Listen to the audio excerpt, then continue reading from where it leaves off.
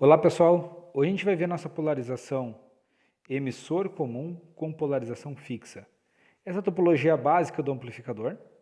Então a gente tem aqui o nosso sinal de entrada, um capacitor de acoplamento, dois resistores ou elemento transistor, um capacitor de saída e uma carga R-load. Além disso, a gente tem aqui a nossa fonte CC. Então para resolver esse cara, a gente vai fazer duas análises. Uma é análise em corrente contínua e a outra é análise em corrente alternada. Para isso a gente faz um estudo aqui da impedância do capacitor. Então a gente sabe que o capacitor é 1 sobre Jωc, onde ômega é a frequência. Se nós estivermos trabalhando com o sinal CC, a gente vai considerar o nosso ômega igual a zero, ou seja, nosso capacitor vai ficar 1 dividido por zero, a gente vai ter ele com uma impedância infinita. Ele vai se comportar como um circuito aberto. Por outro lado, se a gente considerar a nossa frequência infinita, a gente vai ter 1 sobre infinito, então a gente vai ter 0 ohms aqui, e a gente vai ter o capacitor se comportando como um curto-circuito. Para análise em corrente contínua, o capacitor é um circuito aberto. Para análise em corrente alternada, o nosso capacitor é um curto-circuito. Para chegar aqui no nosso circuito equivalente em corrente contínua, a gente vai fazer então, os capacitores vão ser circuitos abertos, a nossa fonte CA ela é de 0 volt CC, e a gente vai calcular então a corrente da base e vai obter a corrente do coletor multiplicando beta e B. E a gente vai obter a corrente do emissor multiplicando beta mais 1 e B. Depois disso a gente vai calcular pela outra malha a corrente entre coletor e emissor, VCE, e a gente vai considerar que aquela nossa queda entre base e emissor vai ser fixa em 0,7. Após isso, a gente também vai ver como obter a nossa reta de carga e como calcular pela reta de carga. Então, partindo aqui do nosso amplificador emissor comum, abrindo esses dois capacitores aqui, essa fonte VI e essa carga R-load, por ser um circuito aberto, elas vão estar desconectadas do circuito. E o circuito equivalente que a gente tem para analisar é este aqui. Aqui ele está desenhado como uma única fonte. Aqui eu só separei a mesma fonte, VCC, em duas, para ficar um pouco mais didático aqui, para ficar mais fácil de enxergar as malhas.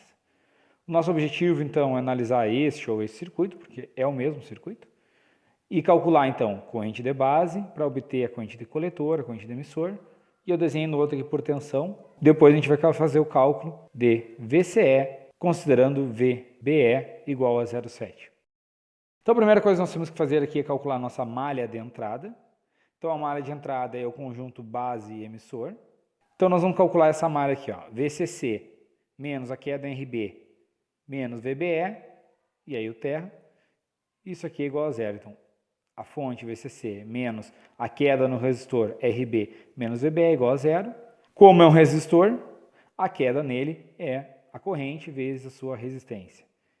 Então, VCC menos IB-RB menos VBE é igual a zero. O que a gente faz aqui? O que a gente procura é a corrente da base. Então, a gente isola a corrente da base. A gente tem, então, que a corrente da base depende da fonte CC, da queda VBE e do resistor RB. Então, esse aqui é o nosso procedimento de cálculo para encontrar a corrente da base. E o VBE a gente pode considerar, então, 0,7. Multiplicando essa corrente de base que a gente encontrou por beta, a gente vai ter a nossa corrente de coletor.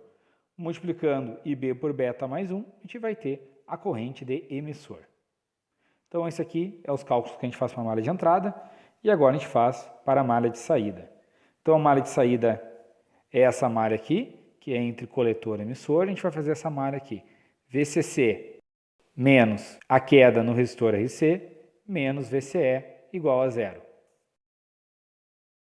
VCC menos a queda no resistor RC, menos VCE igual a zero. Como a queda no resistor RC é ICRC, a gente consegue chegar nessa equação. O que a gente precisa encontrar aqui? VCE. Então, a gente isola VCE, a gente tem que a queda entre coletor e emissor é a fonte, menos ICRC. Está calculado a nossa segunda tensão. As outras tensões que a gente precisa encontrar aqui é a tensão do emissor, então VE. Neste ponto aqui, a gente claramente vê que V no emissor está ligado diretamente ao terra, então VE é igual a zero. A tensão no coletor aqui, ela vai ser VCC menos ICRC, ou então VE mais VCE. No caso, eu vou fazer para o VE mais VCE, porque VE é igual a zero. Então, a tensão no coletor alterra, VC, é o VCE mais VE. E como esse cara aqui é zero, então fica igual a VCE. VB, que é nesse ponto aqui, a gente pode fazer VCC menos IBRB, ou então a gente pode fazer VE mais VBE. Eu optei por fazer VB igual a VE mais VBE, porque VE é igual a zero. Então a gente tem que a tensão na base é o próprio VBE, que é o nosso 0,7.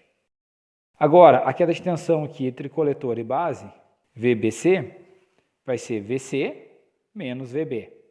No caso, VC é o próprio VCE e VB é o próprio VBE. Então, a gente vai ter que a queda de tensão entre base e coletor vai ser igual a VCE menos 0,7. Então, dessa maneira, a gente encontrou todas as correntes, as três correntes, e todas as tensões dos circuitos. Tanto as tensões nodais quanto as quedas aqui. O próximo procedimento, então, é encontrar a nossa reta de carga. Então, a gente vai fazer pelo circuito e não pelo dispositivo BJT. Nós temos que a máxima corrente que a gente vai ter no coletor, que a gente chama de corrente de saturação, vai ser quando o VCE for igual a zero. Porque analisando nosso circuito aqui. Então, a corrente que circula aqui, IC, é VCC menos VCE dividido por RC. Então, para a gente poder maximizar isso, vamos colocar aqui do lado aqui, IC é igual a VCC menos VCE dividido por RC. Então, para poder maximizar o IC, fazer um IC alto, nós vamos ter que minimizar o VCE. Então, o maior valor de corrente que a gente vai ter vai ser quando o VCE for igual a zero. Ou seja, quando o transistor estiver operando na curva de saturação. Então, a corrente máxima do circuito vai acontecer quando o VCE for igual a zero.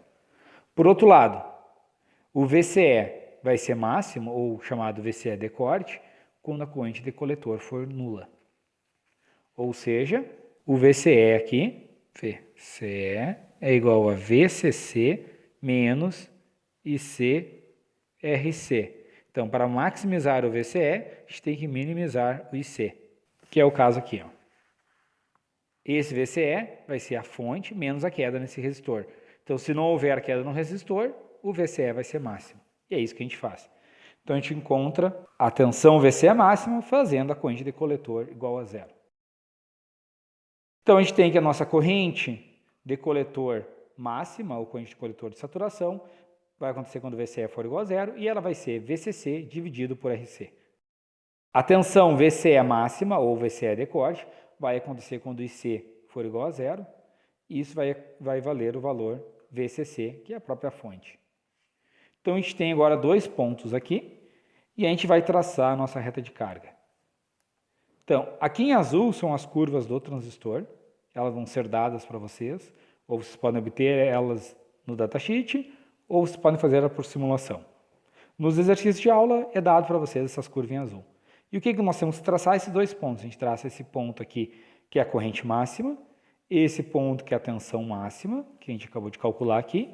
Então, a gente liga esses dois pontos, e essa reta em vermelho são as possíveis soluções do circuito. As curvas em azuis são as possíveis soluções do BJT. Então, toda a intersecção que nós tivermos entre a curva azul e a curva vermelha vão ser possíveis soluções do nosso circuito. A gente viu na nossa aula teórica que para a operação como amplificador, a gente busca o ponto de operação, ou o ponto quiescente, ou ponto Q, ao centro da reta de carga. Isso para permitir uma maior amplitude do sinal de entrada sem distorção. Então, optando aqui pelo ponto ao centro, a gente traça aqui a intersecção da vermelha com a azul e estica isso para cá e para cá. A gente vai achar o valor da tensão VCE no ponto quiescente e o valor da corrente IC no ponto quiescente. Esses valores ICQ e VCEQ têm que dar o mesmo valor que a gente calculou lá na nossa análise. Ou seja, esse valor VCEQ que a gente vai obter aqui de maneira gráfica tem que ser esse mesmo valor que a gente achou aqui matematicamente. Esse valor ICQ que a gente achou de maneira gráfica vai ter que ser igual a esse valor aqui que a gente achou matematicamente. Então, a grande vantagem de vocês aprenderem os dois métodos, solução matemática e solução gráfica, é que vocês podem conferir. Vocês façam por um, depois fazem pelo outro, os valores têm que dar iguais. Se não deu igual, está errado. Então você consegue fazer a prova se está correto ou não. Esse método gráfico ele era muito utilizado, principalmente em bancada, porque o pessoal não tinha acesso à calculadora gráfica, nem a computador. Então o que se fazia? Você pegava lá os arquivos impressos, tirava uma cópia e rabiscava sobre o datasheet e traçava aqui as retas de carga e conseguia projetar simplesmente com uma régua. Hoje em dia, como a gente tem acesso aos simuladores, é muito mais fácil fazer isso aqui via simulação do que fazer tanto matemático quanto gráfico, né? Mas então o que a gente vai aprender? A gente vai aprender os três métodos. Nós já fizemos matemático, nós fizemos gráfico e nós vamos ver como fazer isso em simulação também. Então, pessoal, esse foi o nosso vídeo do emissor comum com polarização fixa. Até o próximo vídeo.